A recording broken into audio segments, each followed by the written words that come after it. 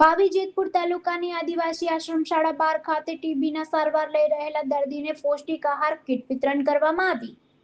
છોટાઉદેપુર વિધાનસભાના ધારાસભ્ય રાજેન્દ્રસિંહ મોહનસિંહ રાઠવા દ્વારા જેતપુર પાવી તાલુકાના 12 ગામ ખાતે આવેલ આદિવાસી આશ્રમ શાળા ખાતે ટીબી રોગના દર્દીઓ માટે કીટ વિતરણ કાર્યક્રમ રાખવામાં આવ્યો હતો, જેમાં જીતેન્દ્રસિંહ મોહનસિંહ રાઠવા તથા જિલ્લા ક્ષય અધિકારી ડોક્ટર ભરતસિંહ ચૌહાણ તથા 12 પ્રાથમિક આરોગ્ય કેન્દ્રના મેડિકલ ઓફિસર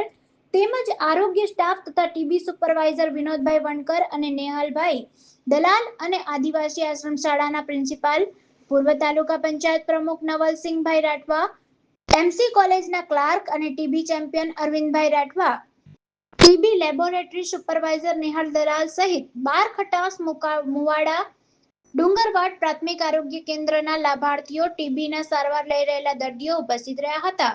કાર્યક્રમમાં જિલ્લા ક્ષય અધિકારી ડોક્ટર ભરતસિંહ ચૌહાણ તથા તાલુકાના ટીબી સુપરવાઇઝર વિનોદભાઈ વણકર દ્વારા ટીબી રોગના લક્ષણો, તપાસ અને સારવાર તેમજ જરૂરી પ્રોટીનયુક્ત આહાર લેવા વિશે વિસ્તૃત માહિતી આપવામાં આવી હતી. Rehan Patel, GTV news, Chhota Udepur.